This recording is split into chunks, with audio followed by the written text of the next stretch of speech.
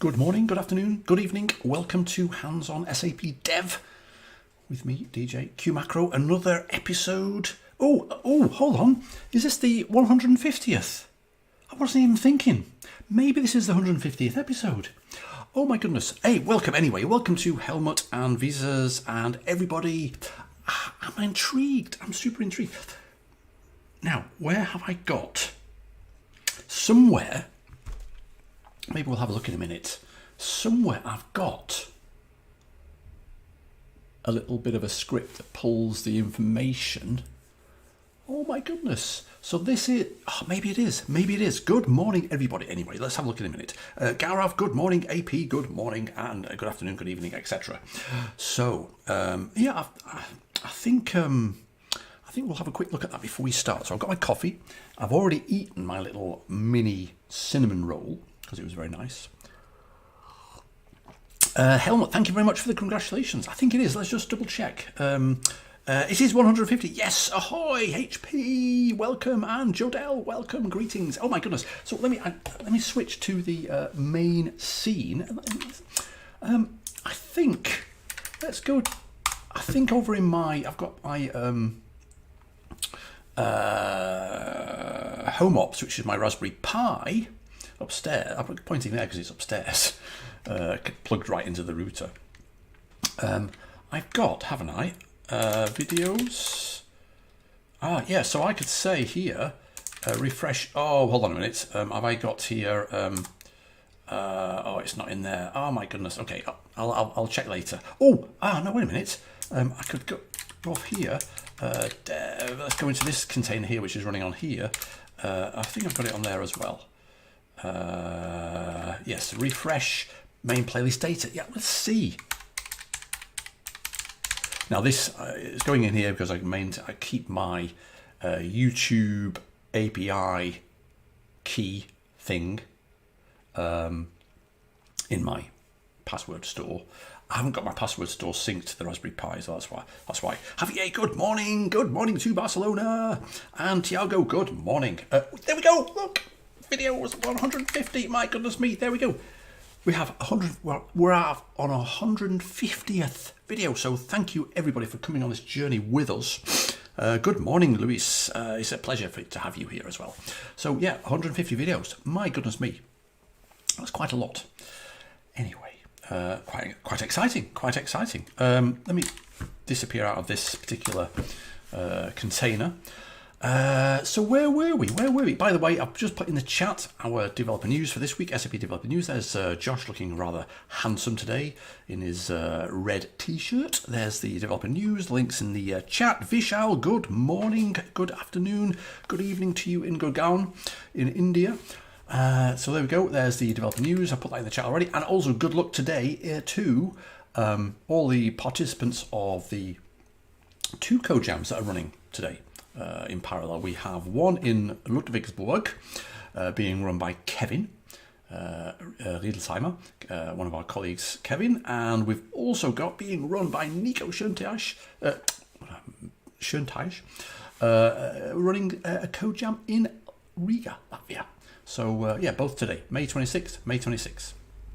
So good luck to them and to all the participants. Have fun. I guess it's 9 o'clock in Central Europe. Summertime, so I guess they'll be starting soon. Already signed up. See you there. Signed up to what, Jodel? What did I signed up? Already signed up. Oh, to code jams. Which code jam? Tell me, is it a code jam you signed up to? Anyway, so that's that. So yeah, 150. Until I'd said welcome to Hands-on SAP Dev, I'd completely forgotten that we were counting. So that's made my day. That's made my day that you're all here to celebrate it with me. Okay, let's get started. So this is part 3 in our relaxed, anything goes, no question too simple to ask, conversational exploration together of the Saint Leon Roth code jam. Yes, so I'm guessing that's the one that is on the Saturday, the 8th of July, after the Cosmos DB hackathon with Cap, then the UI5Con on the that's Cosmos DB hackathon is on the Wednesday, the 5th, of July. Then on Thursday there's UI5Con, and then on Friday there's recap on CAP, and then Saturday we're running a code jam. So yeah, crazy, mega crazy. So yes, exactly. So I'll see you there. Brilliant. Anyway, so what are we doing? Oh yes, we're looking at the managed associations, and this is part 3. I think I put the link in the chat. Let me put it in again because it might have scrolled up. Let me go across to there. There we go in the chat. Did I put the presenter? Yes, there we go. So where we got to last time, and I was having a look at this yesterday, was basically we got to the end of step 9. So this is, and I haven't got around to moving it into the SAP samples org yet, but I will do. I've been sort of tweaking things this morning just to add a few more notes. I was reading through what we're going to be doing, and I thought, oh yeah, just add a bit more descriptive information there. Oh, you've got a talk on 7th of July at Recap, I guess, about CDSX. Amazing. I will come to that talk. I'll be at Recap as well. The main content is in the guide. So this is that big README we're going through. And where we got to was we've just finished exercise 9. So for those of you who haven't been on this little mini-series, we're looking at managed associations, and we started out with a nice simple project. We've added a couple of entities, books and authors. Those are in a service now. We've had a basic relationship with a 2-1 relationship, a managed association from books to authors, right? So a book can have an author. And we've just moved that association from the persistence layer in the db/schema to this sort of extend.cds, this sort of, this other extra CDS file that we've created to be a little bit more gentle as to how we tread around the existing sort of CDS declarations. Okay, so we've done that. So and in fact this you can do this as well if you want. So that's where we got to move the current 2.1 managed association from the persistence layer to the service layer. And as we moved it last Friday before last, was it? I don't know. Yes. Depending on which way we moved it, we would have got one of 2 different errors, which is quite exciting. One was, well, you've got rid of the association, the managed association, so it removed the generated foreign key field, which was the author underscore ID, and then of course the auto load of the CSV data set. I've got this author ID field in my CSV. There isn't a corresponding, property or entity or field in the table. What do I do with it? And if we'd have moved it and had the author element in both the persistence layer and the sort of service layer, in our extends, it would have said, and it did say, I think we did, duplicate definition. You've got the definition of author in more than one place, right? So that's where we left off. Does that make sense? Let me get, in fact, I've got it here, git clone. So we're going to clone this, so you could do this as well. And by the way, I'm using a nice new font. I do like open source fonts and everything. And this is called. I've been using a beautiful font until recently called IBM Plex Mono. Absolutely fantastic font. This is Intel 1 Mono, also beautiful. It's slightly sort of squashy and flat and stretchy, but I'm getting used to it. This is obviously quite big. Yeah, so anyway, let's open that up. So managed associations, let's open it up in code, and then we'll jump to, let's do that. In fact, we don't need that anymore. Let's get rid of that. We'll jump to the branch that represents step 9. Okay, here we go. No SQL user data, no idea what that is. They're activating extensions. Let's see what happens. There we go, reopening container. So this is, as you know, this is a sort of container-based thing. We got the dev container, and we got all these things that open from last time I used this. So we've got main CDS. Let's get rid of all these things here because we're only at the start, right? We're right at the very start. So if we have a look actually at schema.cds, it doesn't exist. If we have a look at, let's open up another one. If we have a look at service. There isn't a main service, is there, for this? This is sort of from. Oh, there is a main service. What's going on? Yeah, sample server. Oh, in sample. Ah, that's why. That's why. Okay, so let's get rid of that. Okay. Anyway, let's close that. What we'll do is let's have one bigger and say git branch. Let's have a look at the remote branches. There we go. There's the remote branches in our repo here. So this is to allow you to jump straight to a particular step, right? So let's jump to the end of step 9. So git checkout, and then we'll have this one, 09, move the current to 1 managed association from the persistence layer to the service layer. Okay, cool. So now we should have schema.cds. In fact, let's pick them from here so we know which ones we're getting, right?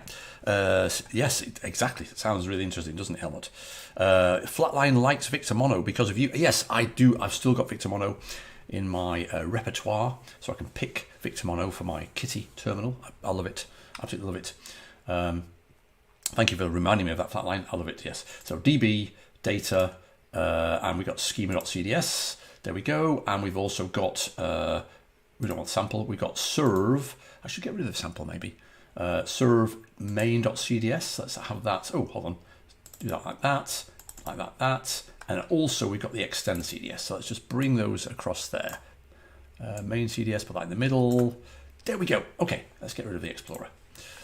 So we've got that. That's where we left it. Okay, is that familiar? And also where we left it in terms of the monitoring. By the way, I did start this dev container up recently, and because the branch name was so long, my prompt was super long. So I've changed it tail -2 .bash rc. And you'll see there that I've changed the PS1, the prompt, to say just show me the directory, working directory, and then put a new line and then a semicolon and then a space. So that's that there. So that's why it looks like that, because it's just a bit neater. So let's start up the EDMX monitor, as we're familiar with, right? And also let's have another terminal. Let's start up the utils mon SQL. And then finally, let's have a CDS watch. So this is where we left off, right? We were running this. We got the EDMX here. We got the SQL, and so far so good. Are we all together on this? Are we all ready to move on? I mean, there's quite a lot to explore, and what I thought was, if it's okay with you, let me know. If it's okay with you, again, we'll take our time, and we may get all the way to 17, but I doubt it, because there's a lot of detail for us to stare at. So if it's okay with you, let me know in the chat.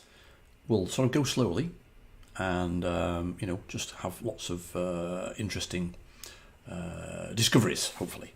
So let's jump to number 10. So the whole, in fact, why don't we put this there? Where's the VS Code? There we go. Right, there we go. Fine.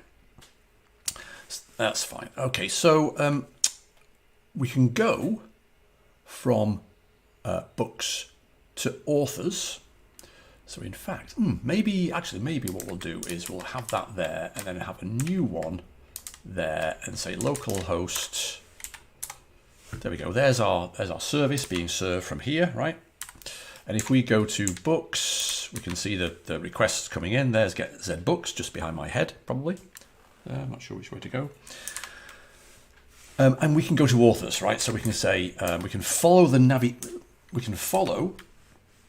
navigation property. Yeah, there's a navigation property binding from books to the target authors through the path author, right? So we can say books !, expand equals author, right? So far, so good. So these we've seen these before. You can see this. You know, we've done this before. But we can't go, can we, from authors to books? So we could go to authors here.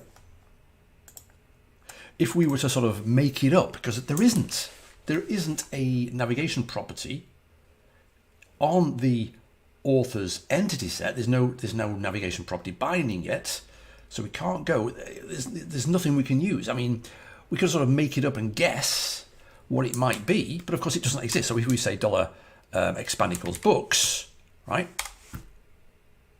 Navigation property books. I think we did this last week. That's why the history is still there.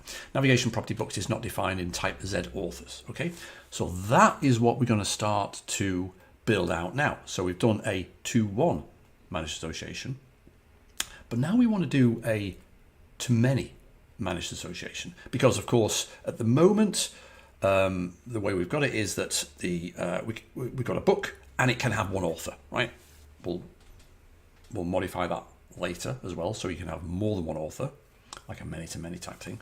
But we want to build things out so an author can have more than one book that they wrote, because of course Edgar Allan Poe in our data, where is it? Edgar Allan Poe, bookshop books.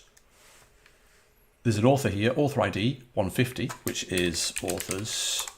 Edgar Allan Poe, author 150, wrote The Raven and Eleanor. Okay, so we want a too many association.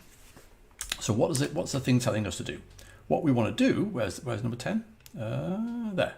We want to add a reverse too many managed association. So we've got this. Let's move this back to here, and we can see there we go. So we can see this bit here is here. So all we're going to do is another extend. So we want to extend bookshop.authors. There we go. With exactly the same pattern. And now, because this is going to be like a too many association, what we really want to think about in terms of the in terms of the element name, the property name, is plural. It makes sort of sense to have it plural. Now, who was it that said last time that they have a 2 underscore as the prefix? That's their sort of naming convention for navigation for elements that will be navigation properties. That's a nice naming convention. We're going to stick to just the lowercase element name plural, because it's a too many managed association. Books association to many bookshop dot books. Okay, let me move that. Yeah, let's try and keep everything on one screen so we can see what's going on, right? Make it maybe one smaller. Tell me if that's still okay. Am I still? Yep, still live. There we go. That's fine there. Now, what do we get? What do we get? I mean, deliberately, we've missed something out. Can anybody tell me what we've missed out, by the way? Tell me in the chat. So what we get, right, is some warnings. Just here, where is it there? Just here, we get in the generation of the EDMX, and also we get the same warnings here, right? So we'll just read this one because it's slightly wider and it's easy to read. It's also here as well, right? An association can't have cardinality too many without an on condition. Okay, it sort of makes sense. What qualifies this too many thing, right? So, but let's have a look. Oh, by the way, AP says, is there any significance of having extend.cds in the service folder instead of the DB folder? Not really, no. I mean, it doesn't really matter in my small brain, because let me just have this coffee for it. I'll put it away. I keep drinking it, right? Because it's in my hand. Because I feel as though I'm coming in as a developer using the stuff that already exists from up here, from a higher level, and the persistence layer is lower down. Mentally, I don't really want to touch the persistence layer. Okay, and in a way, I think the way my brain thinks about the persistence layer is the way my brain thinks about the data dictionary and the in the ABAP stack, in the classic sort of SAP R3 architecture, right? The data dictionary, And yes, you can add and modify stuff, but the data, it reminds me of the data dictionary as delivered by SAP. Purely in this context, I mean, obviously the books and authors are not delivered by SAP, but that's how I think about it. Plus, I know I'll eventually be wanting to extend the service as well.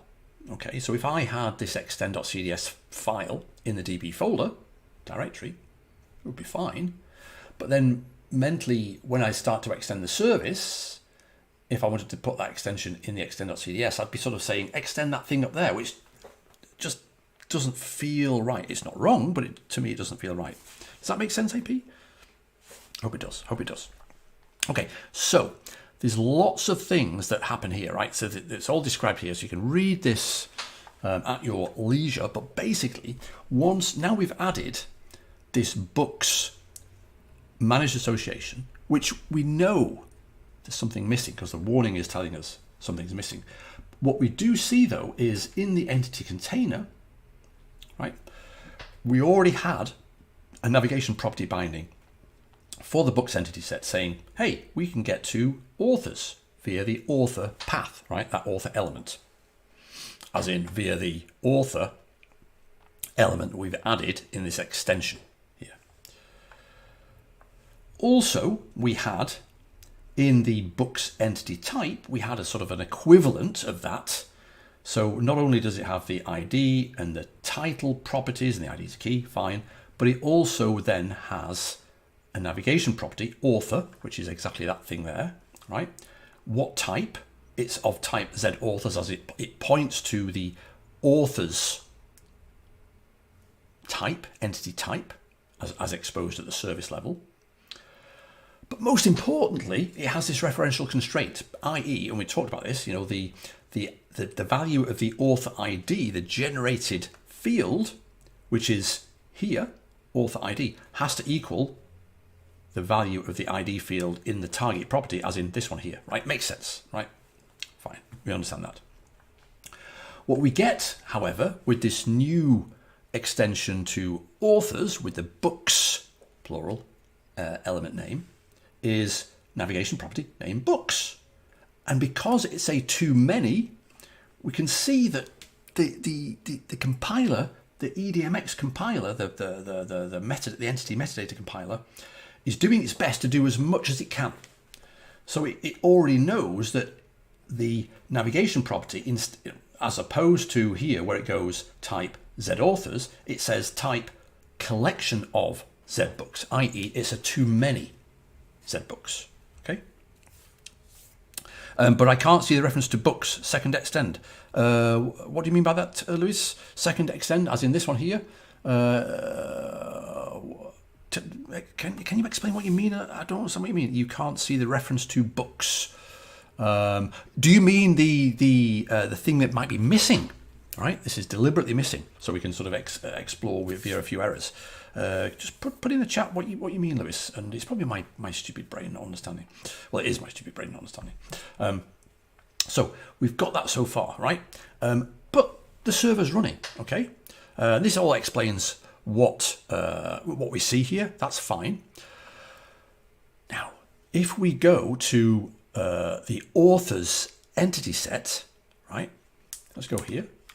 If we go to the author's entity set, let's go back like that. So there's no referential. Yes, exactly. Vishal is spot on. So Vishal is saying, so there is no referential constraint for authors to books. Okay. Because we haven't fully defined what that referential constraint might be. Okay. So we're just going slowly here.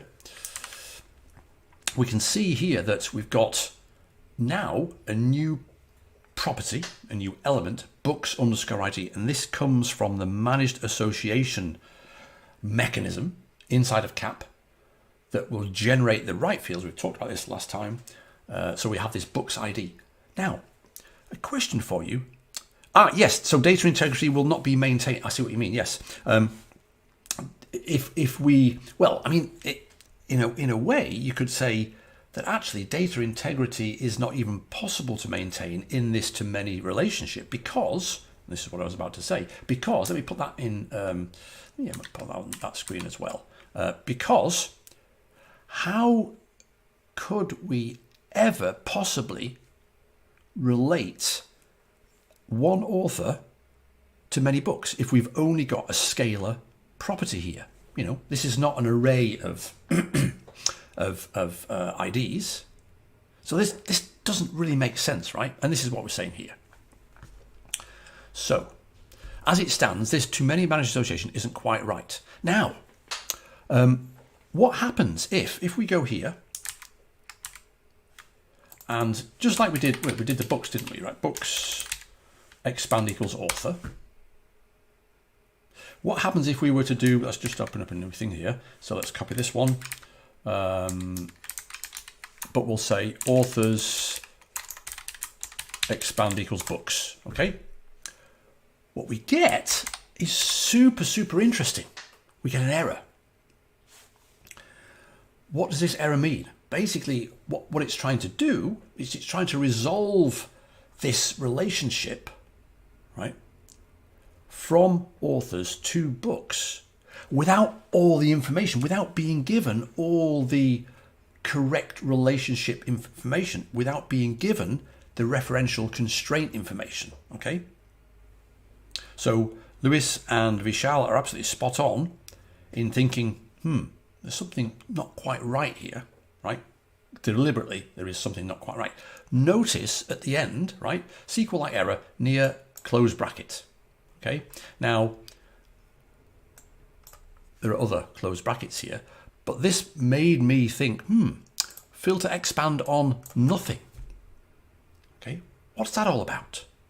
What should that be? And if you think about what's happening here, filter expand, we're trying to expand on this books navigation property, which exists, right? The books navigation property does exist. If we open up a new tab and have a look at the metadata,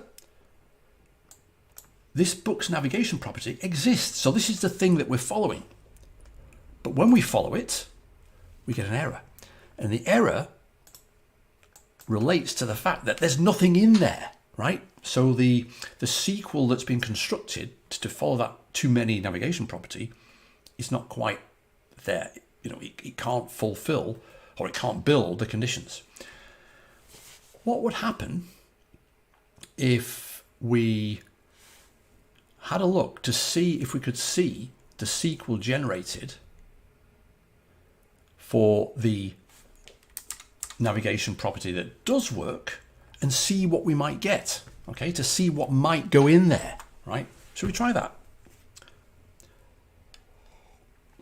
If we were to say, what we can do is we can go back here and go here,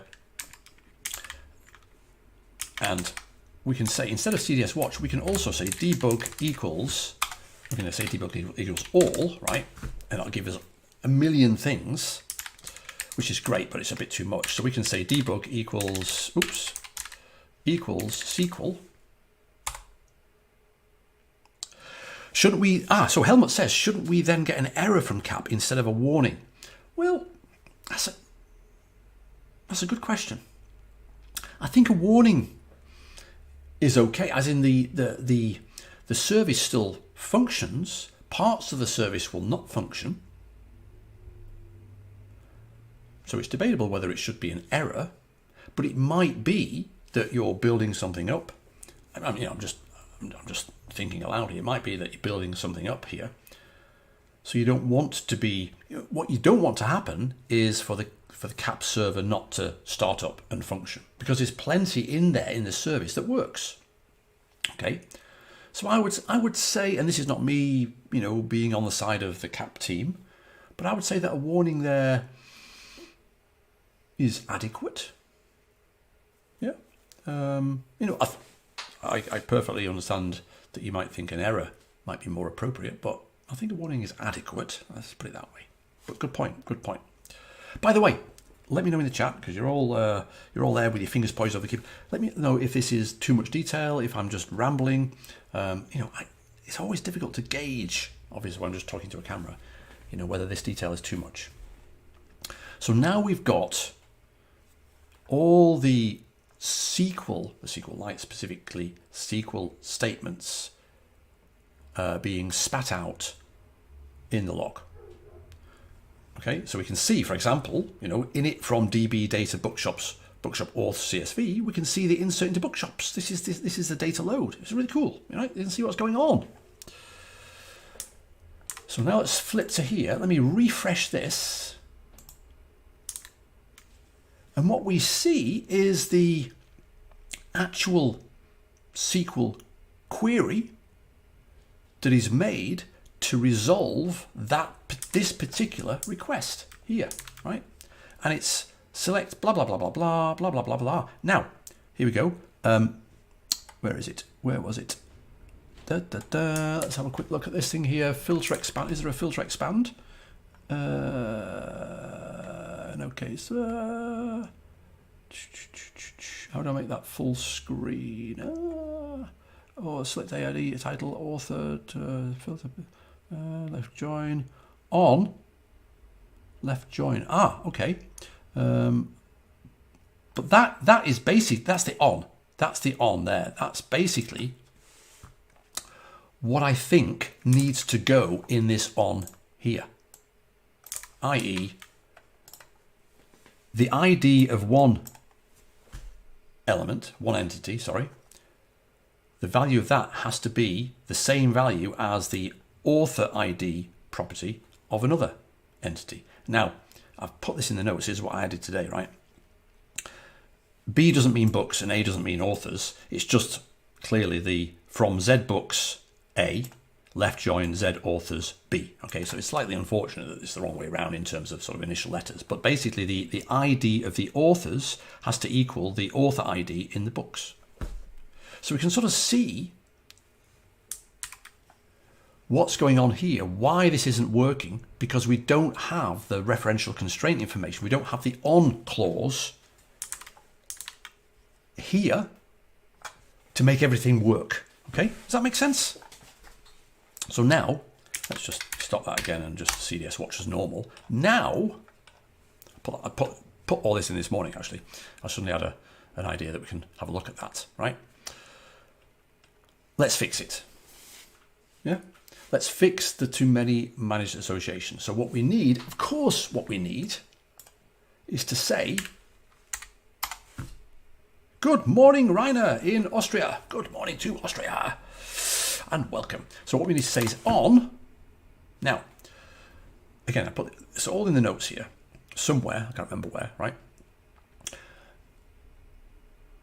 I could never remember what the not what the syntax, but how you expressed the referential constraint in terms of what refers to what.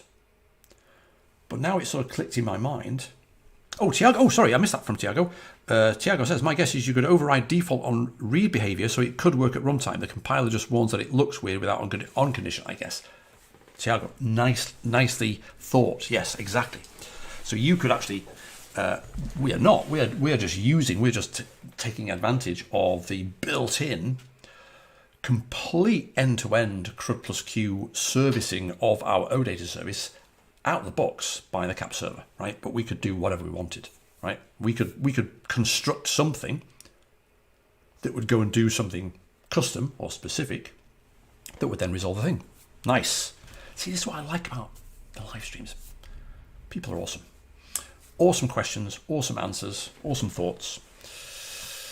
Okay, so we want to have this referential constraint, and the way I remember it is I start with what I'm describing here, which is books dot, and then actually I've forgotten about the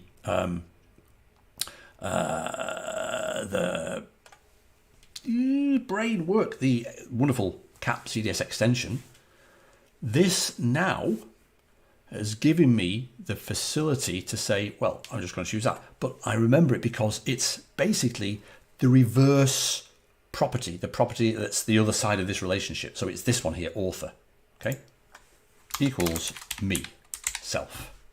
Okay, that's how I remember it. As in, this thing is that is the reverse relationship property, and then that's me. Does that make sense? Lewis says, I'm not sure, but something missing in declaration between books to authors. Here you are on condition. Yes. Perfect. Perfect. So, Lewis, was this what you were referring to before? This was missing. This was deliberately missing. Gareth, watching from India. Thank you, sir. Thank you for watching from India. Yeah, we have folks from all around the world, which is wonderful.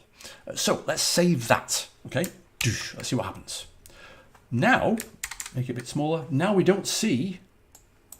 Make it one bigger. Now we don't see any warnings. So what do we get in terms of? Let's just stare a little bit at the EDMX. So what we get is a navigation property binding, which we had before. We get a navigation property binding here, which we had before, but now we have this target thing. And here, that books underscore ID is gone. Okay, it doesn't need it, right? And it's not, and that was confusing things. So now we've got a navigation property, books, type collection ZBooks, partner, author. Okay, so it knows that the partner property for this navigation property is, where is it? There, this navigation property, there. And that's all we need in terms of relationships, entity definitions, the data model, and also the stuff that's at the SQL level. So we've got here in bookshop books, we've got the, well, let's look at the authors actually, that's more important. In the authors, we don't have any sort of generated underscore ID field. We don't need it.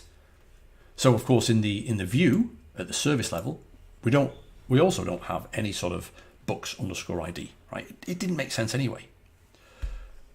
So that's all described here. So now let's try it. Okay. But before we try it, let's have a look. What we've got in here is in authors, it's just a flat list of authors, author ID, author name. If we have a look at books there, it's just this list of books with IDs and titles, and then the author ID. That's all we have. So let's see. Let's get rid of that one and that one. Let's just do one page. Let's go back to here. There's the authors. Now the books underscore ID property has gone. And also let's just go back to the metadata. There. We can see we now want to follow this books navigation property like we did before. In fact, let's just open up another one again. Books, authors expand books, authors expand books. And now everything works because we've got that on condition. So if in fact, what's going on here? If let's do this. Debug SQL, CDS watch. Let's run that. Let's refresh that one. What do we get? There we go. There's that filter expand. Okay. There's that filter expand. I think the filter expand is where we're doing the expand on a collection. I don't know. But that's, I'm not interested in this bit. I'm interested in what's in here. And now, this is the thing. Is this behind my head? It is behind my head, isn't it? Let's make that there. No, it's not. That's not even worse, isn't it? Let me just move out of the way. There's the filter expand. That's what was missing before, right? Okay. So that's pretty cool. That's pretty cool. And now we can do all sorts of cool things. Now I've got some things for us to try here. Is it worth having a little play around to see what the power of this simple pair of relationships, this pair of managed associations can do for us, right?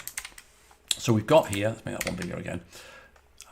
It's really weird. Sometimes I completely forget and stop messing around with the font sizes, but other times it's like, oh, is this big too small, too big too small? So let's try some of these things, right? In fact, let's put that across to here and get rid of that one maybe. Okay, fine. So now, where is it? There. Let's try some of these things. Does anybody else want to try something? tell us what we should try. Localhost 4004, if we go to, for example, authors, what we've got here is any of their books, listing all authors, okay, and then any of their books that contain the. So we can now use OData V4 as sort of a filter within the expand, right? There's a link down here we did one before actually, all things $filter, and there's a document that I think we had a look at as well, right? So some folks might know this already. There's all sorts of examples here of really funky V4 things with filter, right? So we could say, for example, $filter equals, expand equals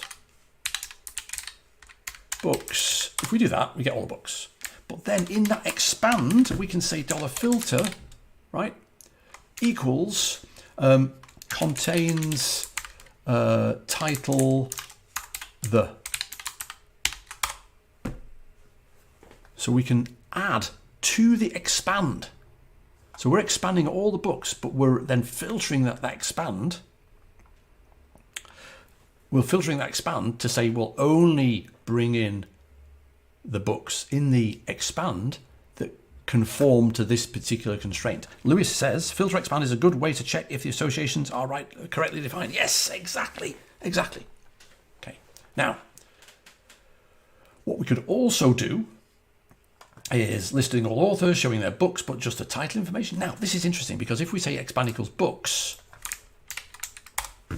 right, we get all sorts of things, including all the properties. And, you know, really, do we really want the author ID here? We already know the author ID in the parent thing there, so we could just say $select equals title.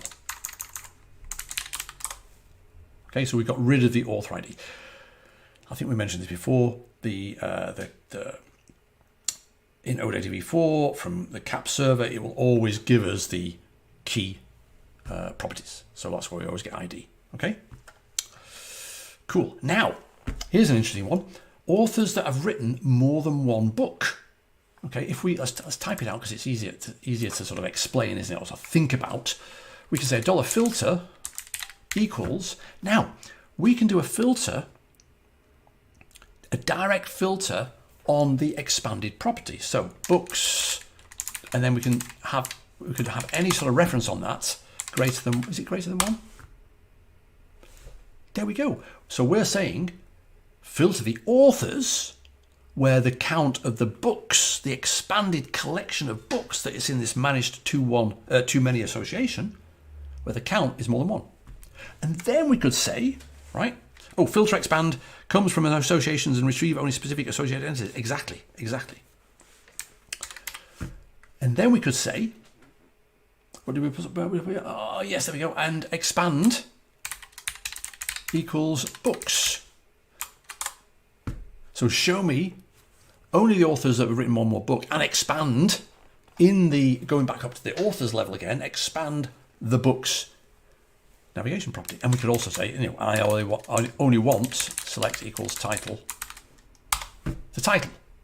Okay, so we can sort of start to see, and we could do other things as well, right? We could say, I don't know, what do we say here? Let's play around. Let's expand equals books again. But how might we say, for example,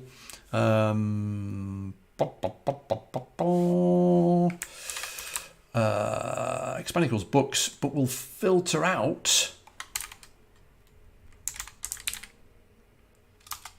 filter equals length. Is it length? Title greater than 10, for example. There we go. So again, we can, I know this is not to do with managed associations, but it's important to understand what else we can do with these wonderful relationships, right? Do that. Now, this is saying, just show me the books, show me the authors and their books where the title of the book is like longer than, you know, a long title. How might we say, well, only show me the authors who have written books with long titles. Because if we get the other authors here, can anybody suggest a way we do that? In a way, we need to think about elevating the filter to the entity set that we're starting out with, to our sort of lead entity set, to the authors, right? Because we want to filter the authors, not just the books in the expanded collection, right? Does that make sense? Has anybody got an idea of how we might want to do that? Let me know in the chat. Anybody else said anything in the chat? No. Okay, cool. Well, why not? Because that reminded, when we looked at this before, where is it? It reminded me of this lambda operator. So the lambda operator is this really cool thing, any or all, right? And then you have this function definition. And the X, remember, I think we did this before. The X is basically like, a parameter. So we could say here, in fact, why don't we do this? Let's open up a new thing. We can have that as a reference. Let's copy this one down here, but we'll say filter equals, now, what we want to do is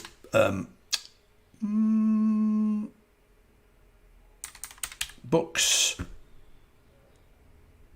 We've done this one already, books count greater than 1, right? Fine. So we can now say books, any, there we go, look, products, there's the expanded property, any, and then we can say something like, X, length of X greater than 10. Will that work? Oh, hold on, no, what we're doing? Not length of X, length of the title, X title. There we go. There we go. So now we can say filter the authors based upon the length of the title of the book's expanded property. And we can say as well, obviously as well, and $expand equals books. Show me that, and select equals title only. So we can see the power of filter, and we can see the power that the managed associations give to us. All we've done literally is define that thing there, and we've got all this goodness available to us, right? 847. Oh my goodness me. Okay. So why don't we carry on? Get rid of that, get rid of that, get rid of that. Ooh, not that one. That one. Let's bring that back there. Why don't we carry on? Where are we? Fix the too many managed association. We've done that. Attempt to follow the too many. Yeah, we've done that. We've done that. We've done that. Ah, okay, cool. Now, AP says it would be interesting to know if similar queries can be constructed using CQL. Yes, maybe in a future episode we can look at CQL a little bit more. Let me know what you think. So now, let's just assess where we are. Give you a chance to ask anything. Now we're at the stage where we have a proper pair of managed associations. We've got a 2-1 association from books to authors, as in a book can have one and one only author, and we've got a too many association from authors to books, i.e. an author can have one or more books. They can have written more than one book, like Edgar Allan Poe, for example. What if we wanted to have a many-to-many? So a many-to-many basically allows us, or should allow us, to say a book can have one or more authors, and an author can have written one or more books. So Vishal says, yeah, SQL with $expand for remote service would be nice to see. Cool, cool. Maybe we'll get there. We'll get there. I'm not sure what episode, but we'll get there. What we've got so far is that in there. Now CAP, or CDS more specifically, doesn't support directly many-to-many associations, right? Many-to-many relationships. But we can contrive them by using like an intermediate table, right? So HP says, I guess this will be more. That's interesting. I guess this will be more intuitive using the GraphQL adapter of CAP. Interesting. Why? I'm curious as to why you say that. Only because I don't know. I'm not sure. I've not really played with a GraphQL adapter. But let me know what you mean by that. That's really cool. So what we need to do is to construct this sort of intermediate table, this sort of join table. I always think of it as like a bus bar, in electrics, or a bus generally. You plug both things into. Because what we want to do is have the ability to just deal in author IDs and books IDs and have a little table that associates author IDs and books IDs in whatever combination we want. Okay, and such an entity, such an intermediate entity is called a link entity, right? So let's define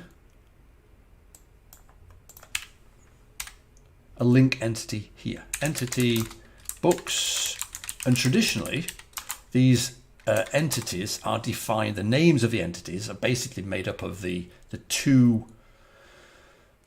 I don't want to use the word children entities because it's not quite, the two entities that we want to relate. We want to relate books and we want to relate authors in a many-to-many relationship. So we need a link entity, and we call that link entity based upon the names of the two entities we want to join together, right? Sort of makes sense. And in here, all we have is a pair of to-one managed associations. So first of all, our book, singular, right? Association to bookshop.books. And of course we have the corresponding author, association to bookshops.authors, right? Because authors, CAP, naming convention for entity types is capitalized, first letter capitalized, plural, right? So what does that give us? If we save that, we get things regenerated. What does that give us? Let's just have a full screen look. It gives us, well, it doesn't give us anything else in here, does it? If we were to, in fact, let's just do that. Let me just make that one smaller.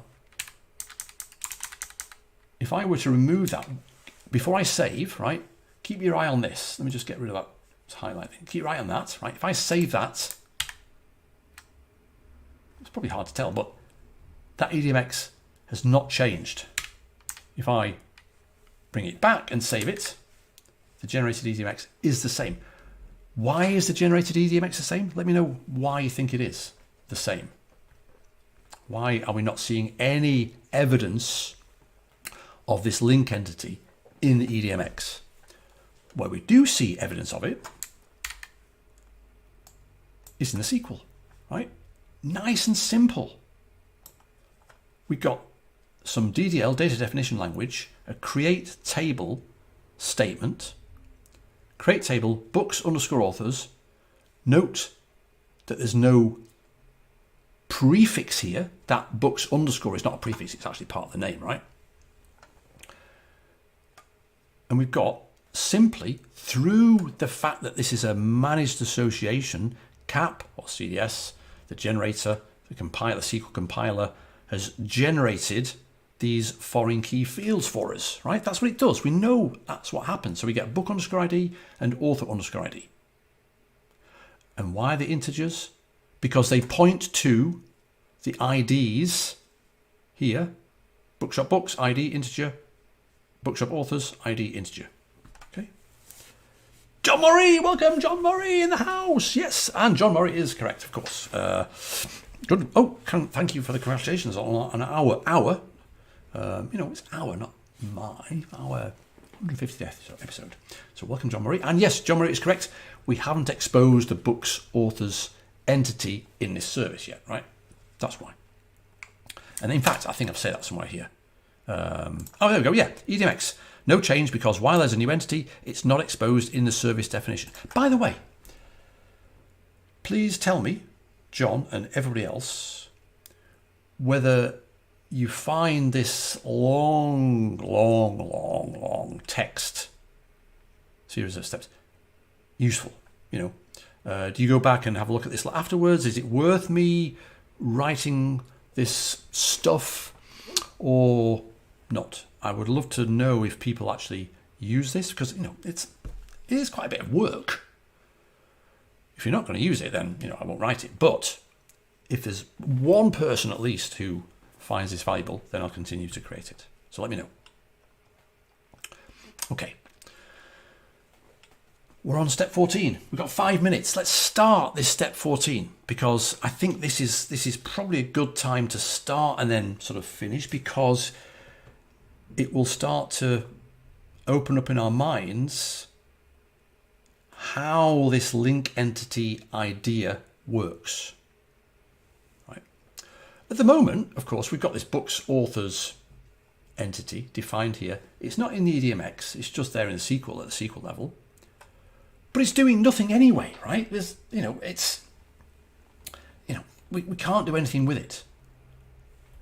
Because up here, still, move that across there, books and authors are still sort of ignoring, you know, we've got this new entity, books authors. And it's saying, hey, I would like to relate these two things. But the books entity itself and the authors entity itself, they're just pointing to each other. They're in this sort of love fest together, right?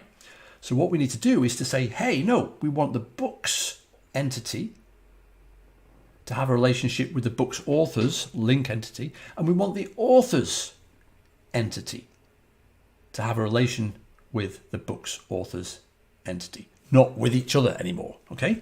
Does that make sense? So let's do that, right? So it says here, we need to make a change so that they no longer point to each other, but instead point to the corresponding elements in the new link entity, right? So let's do that now.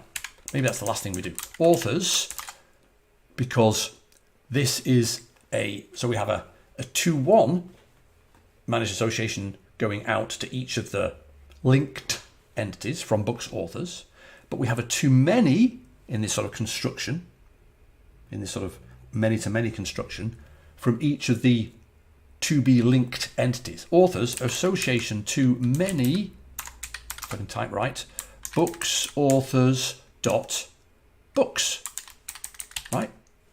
1. So far, so good.